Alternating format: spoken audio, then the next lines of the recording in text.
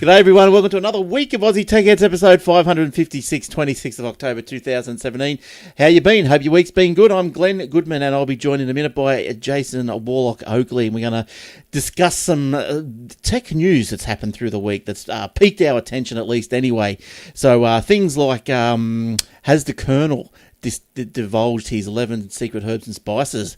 Well, who knows? Is the Mac Mini making a comeback? Well, you will just have to stay tuned, won't you?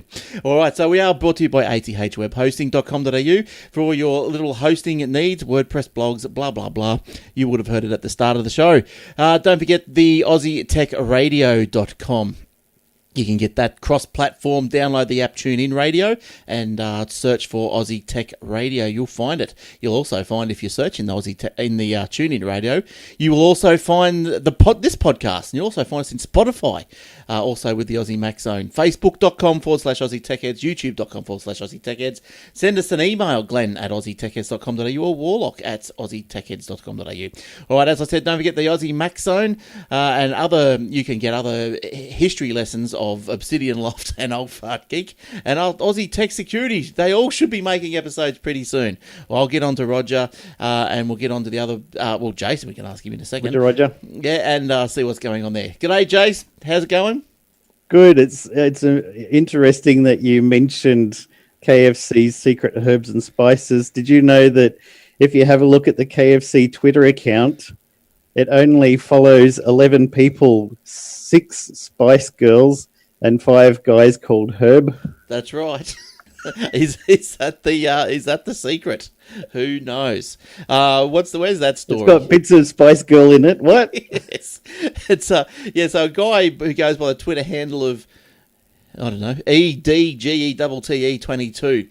He had a look. He had some spare time on his hands, so he looked up at KFC, and Jace, he follows.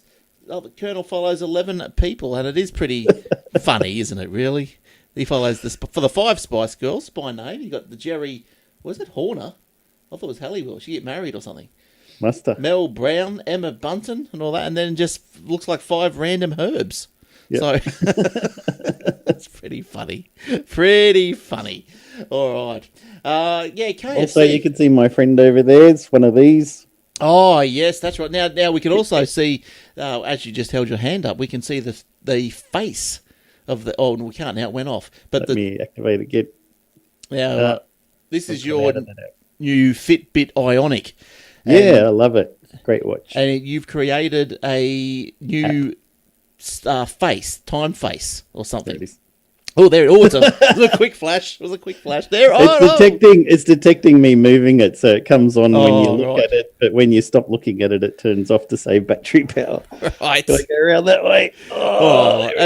It's a nice little.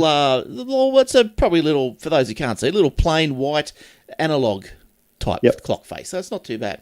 Now you said that it was, how much that cost you? $450 or something? $447 at Officeworks. Right, because I'm just on their website now actually, and I saw they've got they're up there for $299. But look, I don't know. I reckon stuff does seem to come out fairly much the same. I think everyone, a lot of people do talk about the Apple tax, the Australia tax, and all that. But when you look at these prices, especially US prices, like say $299, that's before any taxes. Most states have, say, they're about 8%, I think, but say 10 to make it easy. So all of a sudden you're up to, say, $330, and then say the exchange rate. So that's going to give you another 100. So that's $430. Shipping. And, shipping, and then I guess you got GST if you're going to. Yeah. So $430. What'd you say yours was? $447. That's pretty much spot on. So I'm hoping that by selling these watch faces and apps, I'll be able to recoup some of that money.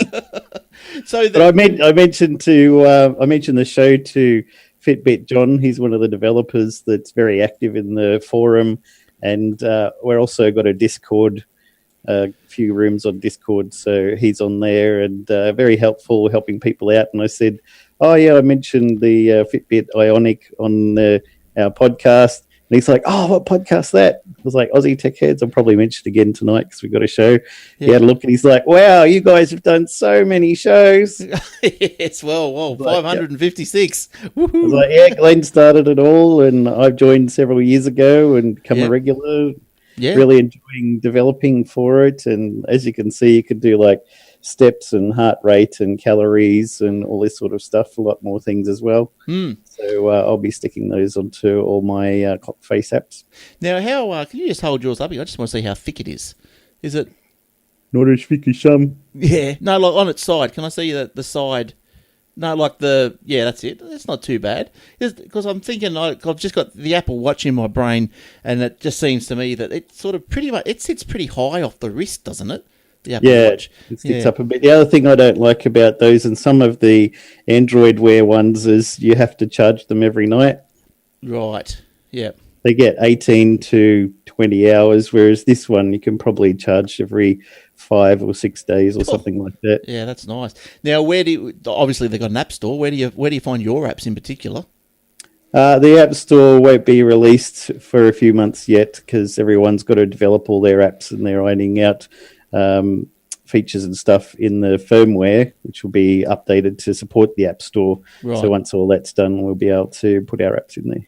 Oh, that's like excellent that you're like in on the ground floor here, because once that App Store launches, bang, people are going to smash it, and then and hopefully, if you've got like a clock face or something, they'll be going, yeah. Yeah, I'm hoping to have half a dozen done by the time they're ready. Plus, I want to put in a lot of options like choose the different backgrounds, different clock hands that go around, or I've got digital versions as well that have like the weather in the background. It connects to Weather Underground and gets the local weather in your area, tells you the top maximum temperature for the day, and then it'll put like a little cloud on there or rain or a sun and things like that. So what weather service does it connect to, did you say? The one that I'm using is, let me just check. Because there's one Weather Underground. Yeah, I think that's the one that also collects data from users' weather stations. Is that right? Actually, hang on. I was going to use them, and I picked another one. Let me log into this. Hang on, let's have a look and see what see if I can get this up, because there's one of them. Open Weather Map. Oh, okay. I've heard of the underground.com, I guess. And they had sample code for Open Weather Map, so I decided to go with them. Yeah. They already had the code. I didn't have to write it. And it connected and everything worked really fine straight from the start. Although it was funny because you can request the temperature to be sent to you in metric.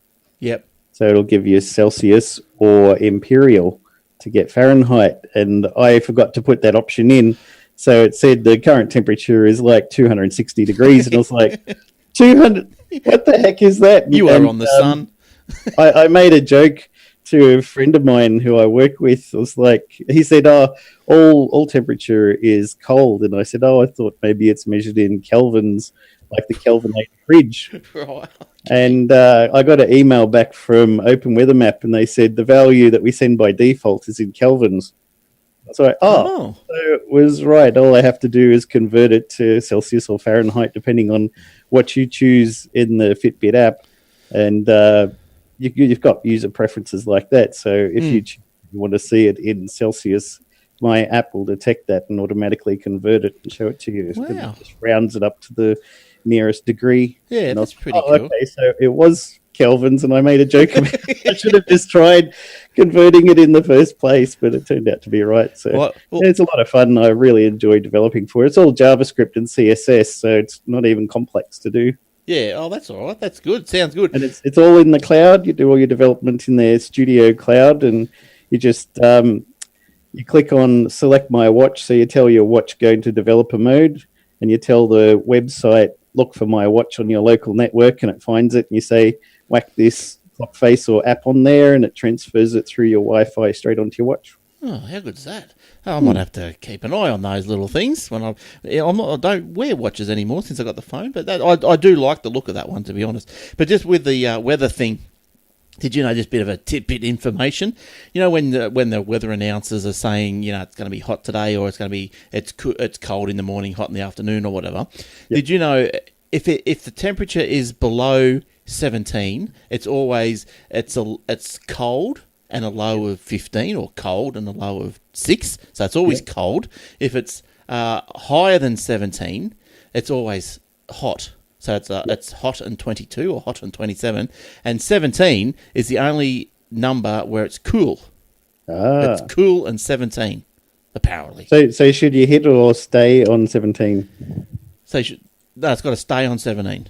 Stay on 17? Yeah. Don't hit. You might go over 21 and then you'll be bust. Yes, that's right. Don't do that. Go and see Jack. Now, yes, let's get on with some other stories, because I'm sure there's some other things to talk about. Like, for example, good old MSY. They're in trouble. They've been in trouble. They've been in trouble a couple of times, actually. I think I'm going to have a heart attack and die of not surprise about this story, and I'll tell you why in a minute. Oh, okay. I do remember your little story.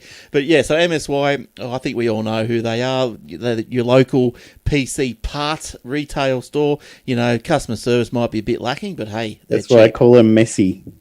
Yes. MSY, pronounced messy. So you can go to their site, msy.com.au.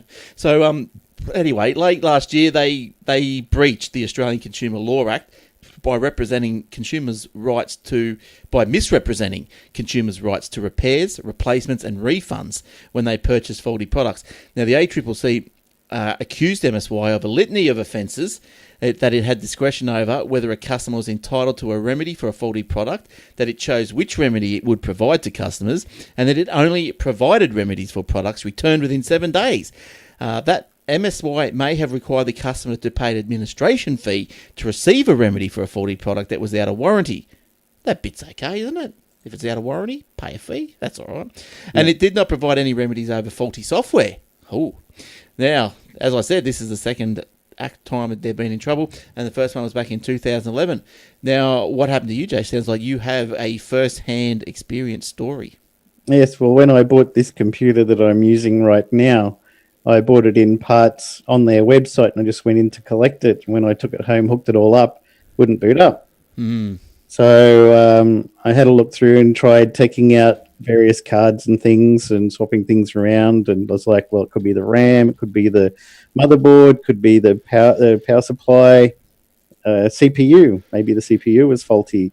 That happened. So I took it all back to them and I said, one of these things doesn't work, and if you just give me the replacement part, then I'll put it in there myself. And they're like, no, you have to tell us which one is faulty. I'm like, well, you can't tell that until you've got all of the working parts, and then you know which one is, if the CPU is faulty, then it won't boot up. If the motherboard is faulty, it won't boot up. If the power supply is not putting out the right amount of voltage, then it won't boot up. That's right. So they're like, well, if you can tell us which one of those, we'll give you the part. And I'm like, well, that's not possible to tell. If you just give me the parts, I'll sit over here in the corner and put it together myself. You won't have any labor cost or anything. I'll just do it. No. If you can't tell us which one it is, we'll charge you $40 on your brand new stuff that you bought this morning, which is obviously still under warranty. Yeah. And we'll put it in. So they got another motherboard, put it in. It turned out it was a faulty motherboard. Everything else was fine. So they should have had a free replacement for a faulty motherboard, which they sold me. Yes. So they charged me $40 because they're like, well, we're going to have to test all these things. I'm like, no, you don't. They're like, yep, that's how we work. So take it or leave it. So I guess, that is probably a tricky situation, isn't it? Where you can't be sure what the problem part is. I should have guessed. I was like, it's probably the motherboard. Can't be 100% sure, but I'll guess. And I was like, well, if I get it wrong, it's going to be $40. So yeah, but I think what just out of whether it just be goodwill or something else, like those dudes are computer people. They should have, as you said, you had all the parts there. That doesn't take long. Everyone always says you want cheap stuff and you're a tech person, go to MSY. If you want support, go somewhere else. MSY, because support is not one of their best things. No, that's even if you can get through the language barrier to start with. So yeah, but look, to be honest, I haven't had a problem with MSY. I haven't had anything faulty. So, look, I bought a couple of. I bought a couple of these actually. Apart from that, they're usually pretty good, Yeah, I bought these little Bluetooth dongles. It says Windows 10 on them, but do you think they plug in and work? No. Nope. So, they're about $20 each because I wanted to. But then again, I'm trying to use this feature on Windows 10 where you can connect your phone to the Bluetooth on your computer, and then if you walk away from the computer will automatically lock. And that's what I was... Yeah, they got that on the... when you've got a smartwatch, it doesn't have to be Fitbit, but Fitbit or Android Wear, and Apple have it for theirs as well, that as soon as you pair your smartwatch to your Android phone, it says, hey, do you want to use this as a smart unlock? So long as your watch is near the phone, we can unlock it for you anytime you want without having to go through all the passcode and fingerprint scanning or anything like that. And you can also, as you were saying, you could use your watch, in fact, to unlock the computer when you come near it. But I'm like, well, if I got my phone around and somebody yanks it out of my pocket somehow, or I've got it on the table and they take it and they stay within the area, it's going to stay unlocked and they can get into it. Yeah. I'd rather just, for the security, I'd rather just let it as it is and just put my finger on and scan the finger for it. Well, I was pretty keen to get it working just to move, if you move away from the desktop, that it would shut. And look, I thought, I can't get this working. It's not pairing the phone properly. So anyway, I went to the laptop because, Windows 10, Bluetooth built into it, not a dongle. I still couldn't get the stupid thing working. So I just thought, Windows 10. So I'll come back again one day and give it another shot, I guess. But we'll convince you that you should be on Windows 7 because it was the last good one and nobody should get anything else. No, Will, no. You gotta move on. He hasn't. He's sticking with 7. Still has the computer problems though. Yeah, well, there you go. You got to move on, Will. It's not even supported anymore. It's the future. That's right. Windows 10, give it to me. Now, there's also more ransomware coming out, or come out. It's called BadRabbit. Yeah. So have you seen any instances of this? I think it's just been in Russia or Ukraine at the minute. So you wouldn't have probably... Do you see? Haven't come across it, no, but we do have the ability to put in scanning for that kind of thing in our system. Yeah, so apparently this BadRabbit hit Russia and other nations on Tuesday, affecting Russian Interfax news agency and causing flight delays at Ukraine's airport. Didn't think that would be a busy airport, but it might be. I'll never be there. Attackers quickly infected critical infrastructure, including transportation operators, indicating it was a well-coordinated campaign. So said Robert Libovsky, a researcher with cyber firm ESET. Now, Kaspersky Lab said BadRabbit... Kaspersky Lab, that trustworthy one that we were talking about every time for the last few weeks. Yeah, I got another story following up about them. Now, Kaspersky Lab said that the BadRabbit appeared to spread through a mechanism similar to June's NotPetya virus. Kaspersky said it was investigating to see if it was theirs. No, it said it was investigating. Poor Eugene, he's having it rough at the moment, isn't he? I just saw an announcement that they're going to open up the source code and submit it to companies in America so that they can scrutinize it and make sure that they're not stealing US documents. They are, and that's the next. That's one of my other stories that we'll continue on with. So do you know any more about it? A bit there. Well, I can keep. I'll keep going if you want. Keep going. Oh, okay, and you can add in the bits at the end. Kaspersky Lab, yes, as Jay said, wants to submit their software, their antivirus, and all previous versions as well, to third-party, investigators, I suppose, or whatever. So what's going to happen is, because there's been a lot of issues, and I think it sort of came about pretty much of late after the US administration last month barred government agencies from using Kaspersky Lab antivirus products. So there's also a little story around that Kaspersky had actually uploaded or downloaded some intelligent documentation from the US department somewhere. Yeah, they said that they thought the software was searching for the words top secret and confidential and stuff, and anything it finds, send it to Kaspersky so they can give it to the Russians. Yeah, so that was the go. But I mean, and as that story went on, I get, one of the reporters or something went and asked Kaspersky about it, said, what do you think about you guys uploading this stuff? And he goes, well, once we saw what it was, we deleted it straight away, of course. So who knows? It's also vowed to have outside parties review other aspects of its business, including software development.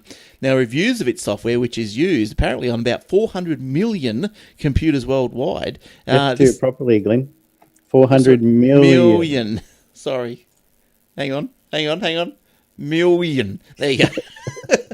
Reviews of it sold, blah, blah, blah. So, yeah, this is all going to happen start of next year. I don't know. I tried Kaspersky on my machine. I'd go to a few customers' places. They got Kaspersky. I don't really care too much, I suppose. Like, geez, what do you got on your computer there? The Ruskies are going to want from you. Exactly. That's why a lot of people are like, oh no, the CIA can get in my computer. They're like, why would they bother? I mean, how important do you think you are that the CIA is desperately trying to hack into your computer? They're going to get Nana's knitting schedule. Oh my goodness! See what she's doing on a Sunday morning at the back of the church. Exactly. Yeah, so that's what's happening there. So it's all been going on, isn't it? It's all been going on. What have you found this week, Jace, that you thought was interesting? Well, you like a good laugh, right? Every day. We can expect faster broadband plans in time for Christmas, says the man in charge of rolling out the country's national broadband network. Oh, turn it up. It's been a busy week for NBN Chief Executive Bill Morrow after going on a media blitz to coincide with the ABC's Four Corners program, we should say expose or something, which reported on problems with the NBN. Mr. Morrow spent Tuesday night getting grilled by politicians at Senate estimates. The NBN boss faced questions on the so-called digital divide in Australia between those with superior fibre connections. Yeah. Yes, Jace. Yes, I know. To the home, and Australia's been serviced by copper along the final length of the connection. He refuted the notion that multi-technology mix NBN created a digital divide, saying it was an insult to those who are still waiting for fast. What? There's no divide. It's an insult to the people who can't get it, who are on the other side of the divide. Don't insult them, because there's no divide. Well, okay. I've been insulted, so it's too late. This is not the divide you're looking for. It's not the great divide. Yeah, we insult you every week, don't we? Yes. Yeah, look, I think it might have been after last week's show. I went in and had a look at the NBN. It was due in my area. And then I started thinking, I started Googling a little bit more, and I've started seeing these stories or these things come up in the forums of certain places like Telstra, crowd support or whatever they call themselves. Yep. And it was going, the HFC's rubbish. Don't change over to it. It's no good and blah, blah, blah. And one of the funniest things was there's this guy, and he writes and he goes, "This is my experience, part 1. And so he writes, he goes, right, I ordered the broadband today. I ordered NBN on the HFC, and the technician is due to come this afternoon. I'll be back for part 2. So, a couple of days obviously went past, and the old mate comes back into the forum, part 2. Well, the NBN guy came today, and, he was on time, and then something went wrong, so he had to go. And then he come back again. He goes, I'll let you know how it all went in part 3. And that was it. Still waiting. There was no part on the edge of our seats, Glenn. Come on. But all the comments underneath the part 2 was, his internet's never been back up. That's why part 3. He can't post. It hasn't come back on yet. We're still waiting for part 3.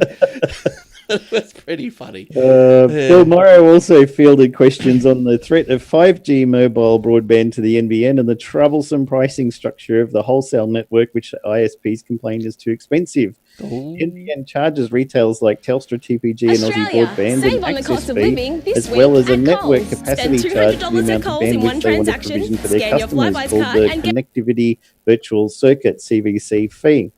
When ISPs skimp on this, it causes problems for the end user. When asked about the current pricing review underway by NBN Co, Mr. Morrow said he expects to have better value broadband plan offerings by the end of the year. We're hoping we can put together something for the public by the end of the year. There'll be an announcement before Christmas. I promise you, he told a Labor senator. If we can do something to say, how about we have a far more attractive price that gives you a 50 meg speed product, and we have some inconclusive CVC that comes with that, and an attractive growth rate thereafter. Now we're talking, he said. In order to break even, the NBN needs to collect about $52 a month from retail service providers per connection, Mr. Morrow previously said. Currently, they're collecting about $43. The NBN boss also defended the decision to pay out $109 million in bonuses to company staff, despite complaints about the network rising considerably in the past year. Mr. Morrow was paid 2.6 million in the past financial year, but he said he took a 7% cut to his bonus for the period. So everything's okay. Don't worry about it. There is a customer experience measure that determines a certain level of bonus system and how it's paid out. The board chose not to pay out on that measure because it could have been better.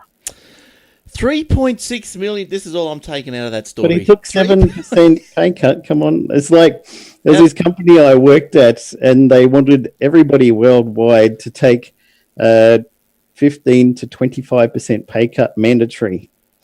And the CEO at the time said, I'm going to forfeit my my pay. I'm going to take like 50% pay cut of my $1 million a year. Yeah. So I'm showing solidarity with you. Yes. He didn't mention what he'd done with the $42 million bonus he got 6 months previously, which if he paid that back, nobody would have had to lose any money. It's a reward, isn't it? That's a reward.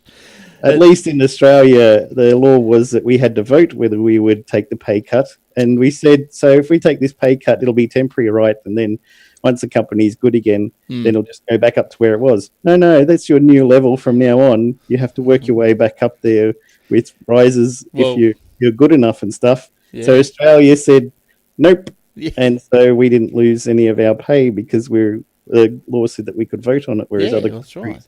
They're like 25% gone from you, 25 from you. There we go. I saved the company. Yeah, well, I think that happened with, was it one of the car manufacturers or something back a little while ago where they took a pay cut because otherwise, they'd just lose all their jobs. Well, they've lost them all anyway. But that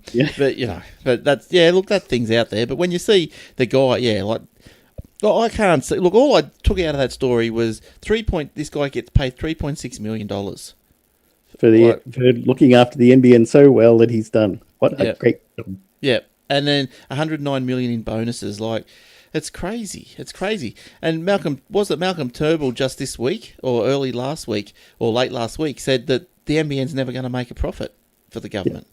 So and the intention is to sell it off to like Murdoch or Telstra once there's enough rolled out. But if it's not viable for them, they're not going to want it. No. That's right. And it's a lemon. Yeah, so look, and I think it's mainly because I don't know, is that people must be taking it up. If it passes your house. They're trying to. That's the problem. Yeah, you end up with people like my friend who's in Sydney and the next suburb has got it, but his can't get it, probably because of political reasons. Obviously there's some sort of political boundary. That side can get it, which is like I guess you would say a lower class area than where he is, which isn't that particularly high anyway. Yes, yeah. And they can have it. It's like the other side of the train line, and he's on this side, which is 1 kilometre away from the train line. He can't have it. But people who can see the next door neighbour or the guy across the road can get it. They can't get it. But I think that they will eventually get it, like everyone. And I think there was another. I can't remember who said what these days. But they also said that. With all this hybrid sort of technology, so fibre to the node and then fibre to the node and then copper to the house and all this. I think that's the thing that's causing most of the problems is the mix of technology, which I think you spoke about before, and that's causing all the problems. But then I think must have been a representative from the NBN must have come on the telly, and he goes, "Well, everyone can have fibre to the home. If you've got it to the node, you can still get it to the home, but you got to pay for it yourself." And so $2,000. Yeah, Journo goes, well, how much is that going to cost? Because my ears are pricked up and thought, if it's $1,000, we'll give it a go, And he goes, it could be anywhere from $23,000 upwards. Depends. Easy done. Everyone can afford that. Yeah, what? But anyway, it's crazy. But anyway, I'm due for NBN, and I don't know if I'd have a choice if for me to change over. I'm going to be on that HFC, so if it comes down the cable, and the other thing I don't get is, Telstra. I'm on Telstra cable, and then Telstra NBN is a little bit cheaper. Well, it's a lot cheaper, and it's a better service, like more uploads, faster uploads, and everything. Like, well, that depends because I've seen a lot of people on places like Reddit who had like Telstra cable or something similar over cable, and then that was taken away, and they were given NBN over exactly the same cable, and now get about a tenth of the speed that they were getting before. Yeah, on the same cable. The all cable rubbish. hasn't changed. No, yeah, it's all rubbish. Look, I just brought up the Telstra side here, and we'll go down the plans. Gigabytes? What? Who came up with that marketing? God. The which one? Oh, giggle bites. Loads of giggle bites. Oh, God. And why do they... I just want to see more funny goats. Why seen that ad? Well, they Goat Simulator. Download that 400 times. Another little... I'm sure a little, bugbear is for everyone is why a gig is 1,000 meg and a terabyte is 1,000 gig. But, anyway, we're over that by now. Oh, but look, no, these prices are still pretty high, actually. So that's on a plan. Okay, NBN information. Oh, no, that was a plan. Okay, so... Mine's month to month, $99 a month, $140, and Netflix not included. All right, well, let's go. Minimum... Here we go. So 12-month plan. We're going to have to do a month to month. Here we go. Oh, I just got a desktop notification. Tried Candy Crush Soda Saga on your desktop. God, Telstra, come on. It's true. You can play right here, right now. Why not just click here? Why'd that come up? Anyway. So Kaspersky's into your system, man. Rabbit. BadRabbit. For a terabyte. Very BadRabbit. Will seems to like his Telstra hub. Yeah. Yeah. He's on NBN still. Yeah, he's on the Telstra hub NBN. He said the new one that's just come out is probably twice the speed of the old one on the same wires. So. Oh yeah, but his last install was a bit dodgy, wasn't it? Or was that the house before? Before, where they had it going across the wall and then 90-degree angle into the wall, bending the glass. Oh, I love it. They love it up in Ippy. Now, just quickly, get off this subject. My roadmap said Ipswich. Ipswich. Well, there you go. Or IP switch? That's a better one. Switch IP. Now, how much was yours again, and how much for? $99 a month. Yep. Month to month, 1 terabyte, and Netflix traffic not included in your data. Well, there you go. So it tells you a little bit more expensive than that, but no one be surprised. So, look, another thing I've noticed going through this week is a lot of these telcos, they're changing the way they're selling phones. They're not really, but there's more options now, not just bundling them up and selling you on a plan and all this sort of stuff. I think it was Vodafone was it Vodafone that started it? They said, okay, you can buy the phone from us on contract, but we'll just say whatever the phone is divided by 12 or 24, that's what you owe us each month, which fair. Okay, that's pretty good. Now, Amaysim has launched an online devices store as well. Now, they're going to do something similar. They claim that customers can get up to $200 in savings on devices such as Apple iPhones and Galaxy Note 8s and all that other sort of stuff. So I had a look, as you do, and so the iPhone 8 at Amaysim is $1,035, and on the Apple Store it's $1,079. So not a big saving there. But if you are in the market for a iPhone or another phone right now, before October 31st, you go to this Amaysim site and they've got a code to get 10% off. So if you're after an iPhone 8, $1,035 minus another $100, that's not too bad. That's not too bad. So Amaysim will introduce a no lock-in financing option at an unspecified date that will not be linked to customers' phone plans, allowing users to change providers, and blah, blah, blah. Keep your phone, just keep paying off your phone or whatever.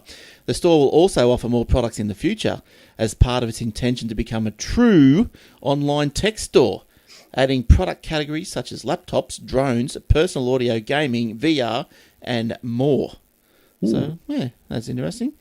Now, just on a quick side note, I went to the high school where my girl's going to next year, and they got a thing, they had an elective subject, can you believe it, in Year 7.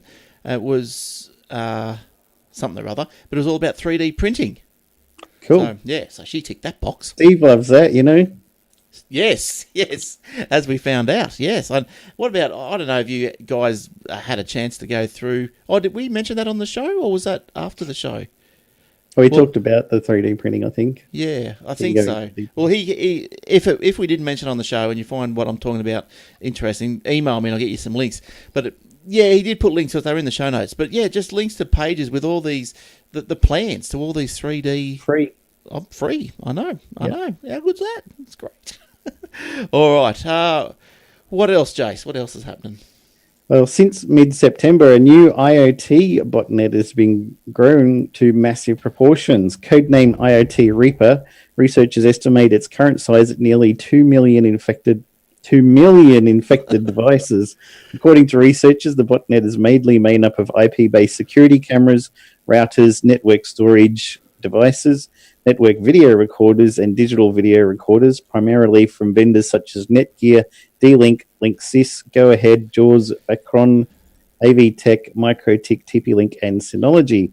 The botnet reuses some Mirai source code, but it's unique in its own right. Unlike Mirai, which relied on scanning for devices with weak or default passwords, this botnet was put together using exploits for unpatched vulnerabilities. The botnet's author is still struggling to control his botnet, as researchers spotted over 2 million affected devices sitting in the botnet's command and channel servers queue waiting to be processed. As now, the botnet has not been used in live DDoS attacks, but the capability is in there. Today is the 1-year anniversary of the DIN DDoS attack, and the article points out, adding this week both the FBI and Europol warned about the dangers of leaving Internet of Things devices exposed online.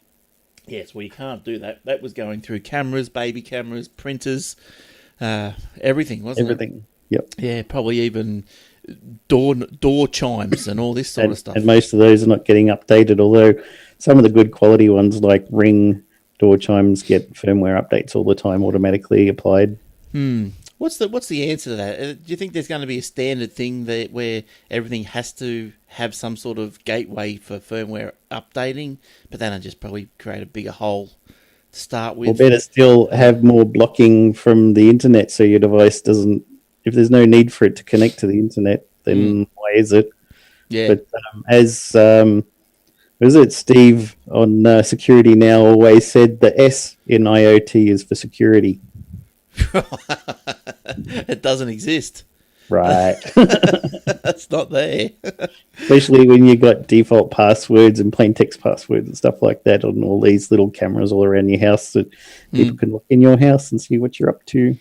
I know. There's a web page, isn't there? I think it's an open security cameras or something. You Google it, you'll find it. But it'll just list country by country, and it'll just give you addresses of just cameras that are open. You can just go and have a look. It's funny. It's a bit like Gogglebox, only for real people. Yeah, that's right. You can sit there, film yourself, get a camera pointing at you. Whose camera are we going to look inside their house today? Oh, here's Jim Bob down the road. No, Jim Bob, don't do that. That's terrible. You could probably make a bit of a show out of something don't like that. Don't put coriander in that one. That's disgusting. I hate coriander. Oh, no, the kale. Now, Apple hints at a Mac Mini comeback. I didn't know it actually went anywhere, but anyway. Yep, they haven't had any updates or anything happening with that for years. No, well, that doesn't disappoint me too much, because I've got a Mac Mini sitting in front of me that's doing the recording of the audio right now. And I guess if they're not updating the hardware, you just hope that that's just going to make it last longer for software updates. You have High Sierra? I don't know, whatever the latest one is, yeah. Yep. I'm pretty sure, yeah, there's no updates ready to go. How do I find out? I'll tell you. Hang on. It's usually about this Mac under the Apple menu. I'll just have a little look. It's got... Oh, no, it's just Mac OS Sierra. Maybe I have been dudded. Dun, dun, dun. Maybe software update. No, you watch this will crash. An update during the show. Yeah, I know. Remember Leo did that one time? Had to restart the podcast. Oh, no. No, I'm on Sierra, so I must be out. I must be too old. Maybe High Sierra hasn't come out for them yet. But yeah, so anyway, look, I put a SSD in mine. Oh, Michael did. Thank you, Michael. That'd be nice. But yes, well, I had to pay for it. But I'm never going to buy a non-SSD computer ever again. No. Why would you? Like my desktop here's got... The only good thing that the spindle ones were good for, you could turn on your computer when you're at work, and then you've got an excuse to go make a coffee for 10 minutes. That's right. Have a chat to the guys around the kitchen, and then dawdle back to your desk like, oh, the computer might be ready now. Yeah. Well, I think like when I turned mine on, it's SSD. It's probably had current format, or, last time I formatted maybe, I don't know, 6 months ago, I guess. Yep. And the Windows 10, so it loads. I think that little circle underneath the window probably doesn't get 2 times around, and it's... How many bounces? Bounces of what? Remember, that was a big thing with Steve Jobs when he brought out the new Macs, and when you click on one of the icons in the taskbar across the bottom, if 2 bounces and it would load up your app, then he was really happy. Yeah, until the update. So, so anyway, Mac Minis, this guy by the name of K-R-A-R, took matters into his own hands and emailed Tim Cook, expressing his undying love for the Mac Mini and asking, when will there be more updates in the future? Oh, Tim Cook, that's Eric's friend, isn't it? Yes, Eric and Tim Cook go way back. Surprisingly, Tim Cook responded, saying that, how do you get Tim Cook's email anyway? Can you do that? Tim.cook@apple.com. You could probably give it a shot. Yes, anyway, Tim Cook responded, saying that although it is not necessarily the time to reveal any details, we do plan for Mac Mini to be an important part of our product line going forward. So I don't mind that. I think the Mac Minis are great. They are the cheapest way to get into the Maciverse. The Mac Mini is still the most affordable desktop machine in the lineup, mostly because it does not come with a mouse, keyboard, or display. While very outdated, the device is still on sale at the Apple Store. It's unlikely. Oh, I was close. It's tcook@apple.com. There you go. Well, how do you find that? Is that just a publicly known? Google for Tim Cook's email address. Google knows everything, doesn't it? Yep. They're so good. All right, that's good. Mac Mini. What else, Jase? You popped a few stories. They make really good movie watching. You could put Plex on there and stream the movies to it and watch your ABC iView and all that sort of stuff. Oh, I know people who've thrown the Apple server software onto them. Yep. And done that. And, as you said, movies. Put a nice little computer for the little movies to watch. Now, just in passing, once again, just as a tech question from me to you, is, your NAS that you've got going there? Yep. Now, it's got software in it, hasn't it? Because that's how you get your GUI up and all this sort of stuff. Yeah, it's got Linux on there, and it's got a web front end that you can manage everything from. Now, what do you do, if anything, for the protection against crypto locker and so forth, ransomware? Because it's attached to your network, if you did get a ransomware, it would crawl through to the NAS, or would it, or wouldn't it? Or yeah. Or there have been SYN locker.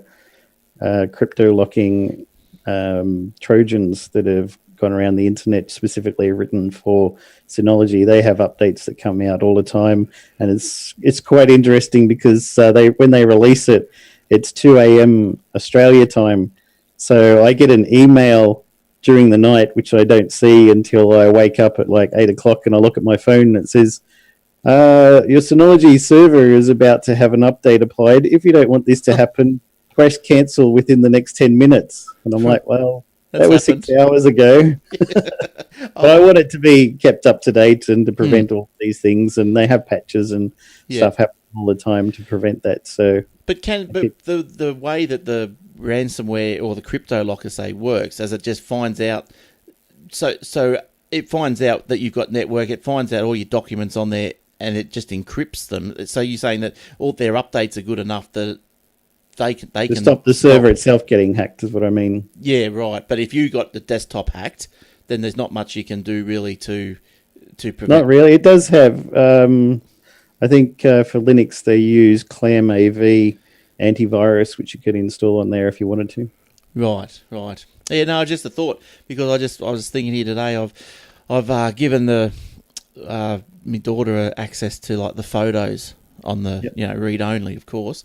But I've done the same with that. Yeah, but if she starts clicking on, you've got a parcel ready, come and pick it up. You don't know, do you? Yeah, am I screwed or what? Quite possibly. Lucky I got backups. Yeah, those devices usually have also automatic backup to a cloud, so you could have it back up to somewhere. Now, what can you expect if you start texting in Honolulu while you're crossing the road these days? Well, the Hawaiian city of Honolulu has resorted to fining people up to $99 for staring at their devices to try and force people to look up from their phones when crossing the road. The new law gives police the power to fine people up to $35 for their first offence, $75 for their second, and $99 thereafter, perhaps expecting it to take quite some effort to get people to take notice. The bill, which comes into force, has been, after being rubber stamped by the Hawaiian city mayor in July, states that no pedestrian shall cross the street or highway while viewing a mobile electronic device. Mobile phones are included as well as any text messaging device, paging device, personal digital assistant, laptop, computer, video game, or digital photographic device, but audio equipment is excluded. Holding a conversation on the phone while walking is still permitted, as is using a device in an emergency, but crossing the road while texting, reading, or Facebooking, as millions around the world do every day, is not. And we've all seen those fail videos on YouTube where someone's looking at their device and walks into the side of a building or a sign or a car or something. So They probably need something to stop the stupid people. Well, that's it, isn't it? But can't you just put these things down to like natural selection? Darwin Awards. Oh, well. Yes. I know years ago, or a couple of years ago, I should say, not years, but a couple of years ago, I was listening to John Laws and he was going on about how it's one of his pet peeves. He goes, these stupid people walking across the road, I'm bipping my horn and all this sort of stuff. Hello, world. I just happened to tune in the other day. Must have been when this story was sort of coming out, and he jumped onto it. He was onto it, and he goes, it's about time. I think they should have that in here in New South Wales. Shame. That's a hinch. It's hinchy.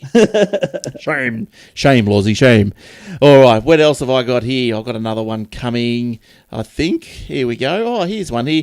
IBM and the Australian Open are no longer in bed together. Now, you would remember if you watch the tennis, and I don't watch the tennis that much, but as a kid, not as a kid, but it's only been whatever. But anyway, the IBM, no more. You're still a kid at heart, Clayton. That's right. So they've moved on. They've parted ways.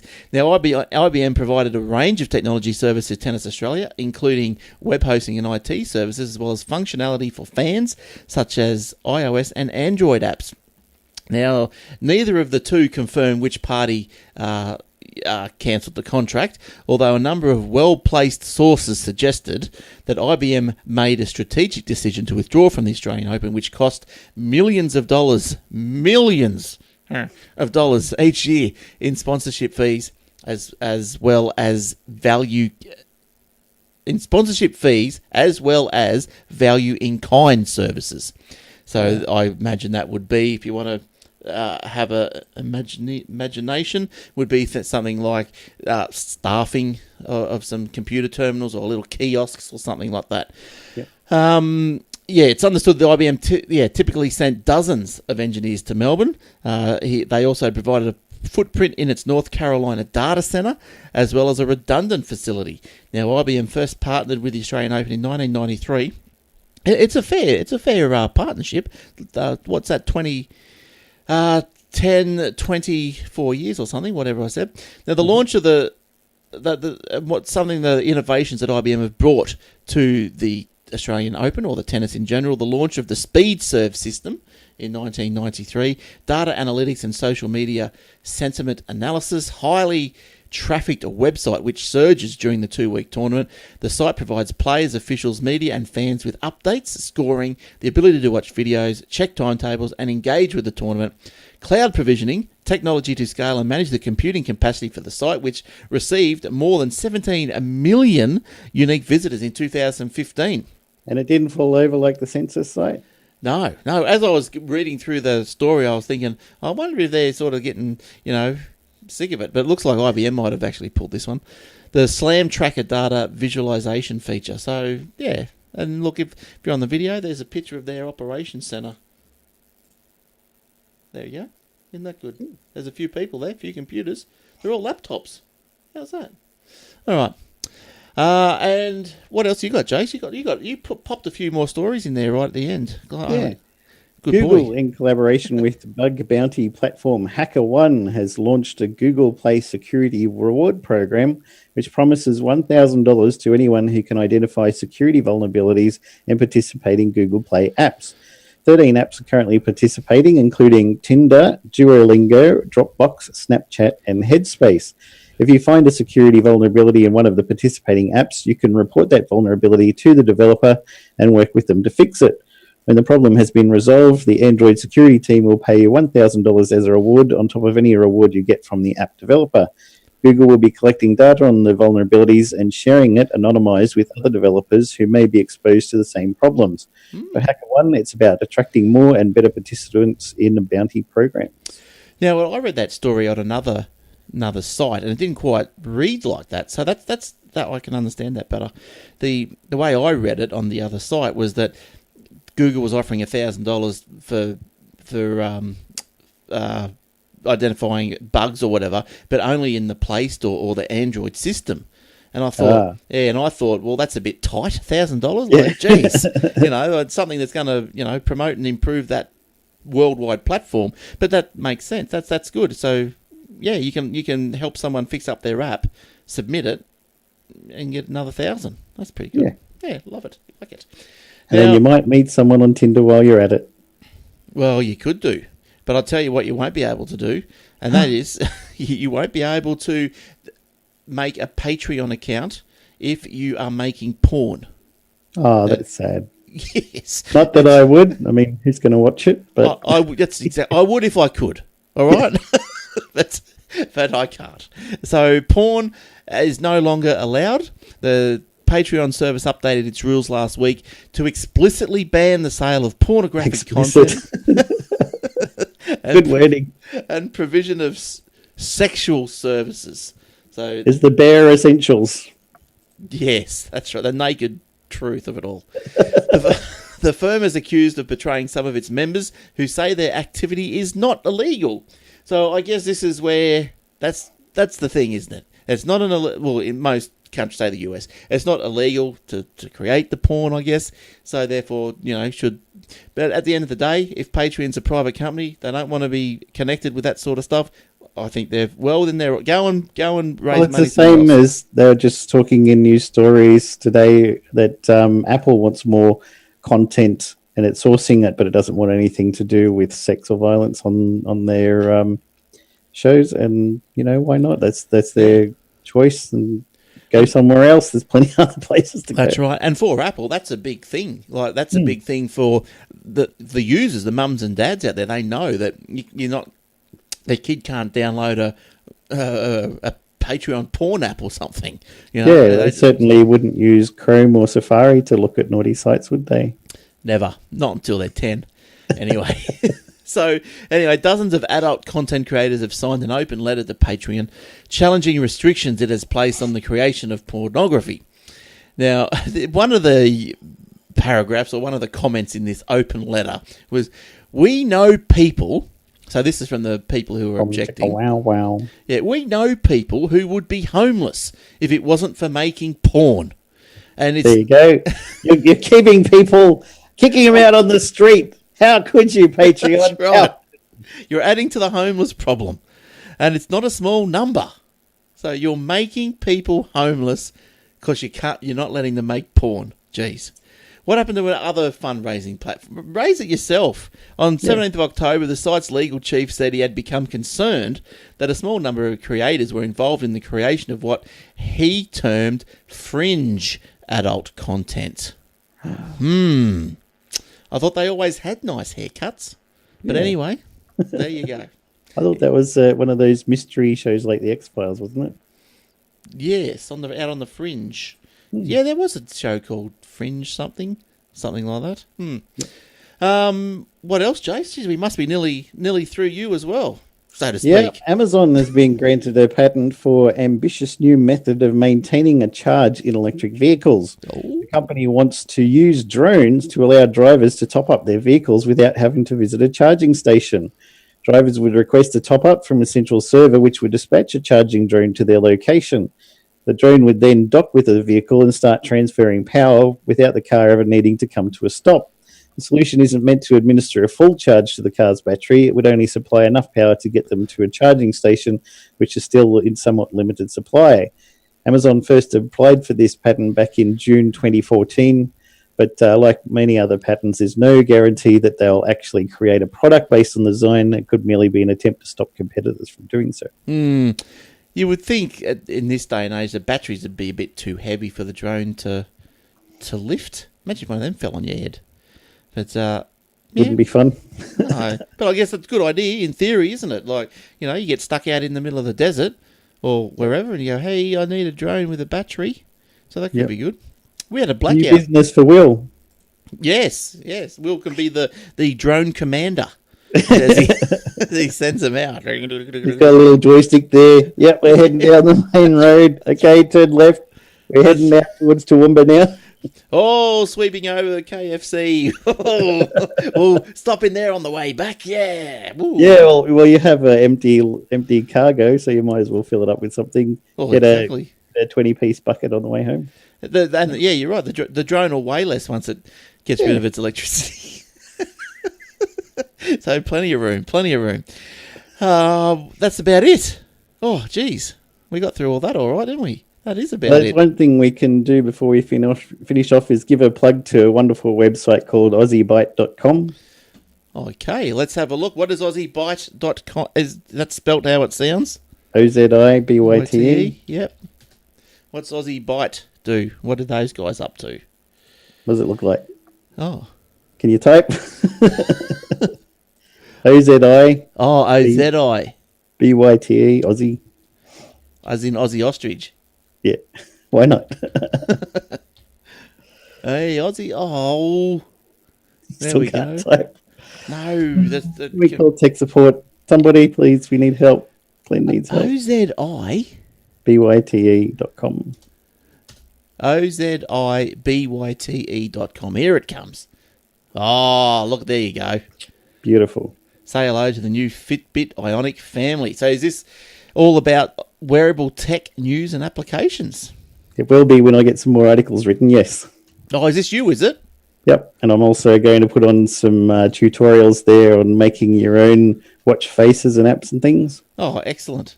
Excellent. So help a few people out. Is an Australian site with news and information about technology and wearable tech. That's all the buzz. So, yeah, good on you. Good luck with it. Say hello to the new Fitbit Ionic, new additions to the Fitbit family, digital watches. Yeah, anything under the first post is from about a year or two ago. So oh, okay. I had the website with the domain, and then I let it expire, and then I re-registered it and just pointed it to the same data that I already had there, which is still relevant. So I might as well keep it for some old stuff, but put in a lot more new information there soon. Yeah, good stuff. So OZIBYTE.com. So pressure's on now. Cool logo I made in Inkscape looks like a Fitbit watch with the stylized O in it. Excellent. Well, the pressure's on now, Jace. Yeah, that's out out to the world. So now you got to perform. You got to write some blogs. Get cracking. Sir, yes, sir. Yes, sir. Yes, sir. All right, good stuff. Well, that brings us to the end of another week and another show. So thanks for joining us. Thanks for coming in again, Jace. Always good to have a chat and catch up. Glad to help out. Yeah, no worries at all. So you've got to have at least one reliable person around here. Well, this is true, I know. So if anyone is out there and they want to jump on and say g'day, just send us an email. Just need a headset and jump on and we'll get you on and have a chat about some stuff and what you do and all that sort of stuff. So you can send us an email, glenn@aussietechheads.com.au. That's about all. I think, have I said everything? I do have a little blurb at the bottom of my show notes, but I think I've said it all anyway at the start. Or has that got deleted? Oh, no. Been deleted. Honey brew. I did that today. Oh, well. Anyway, there you go. Okay, thanks for downloading, and I hope you've enjoyed the show as much as we have bringing it to you. So until next week, it's bye for now. See you, Jace. Bye, everyone. Bye. Bye-bye.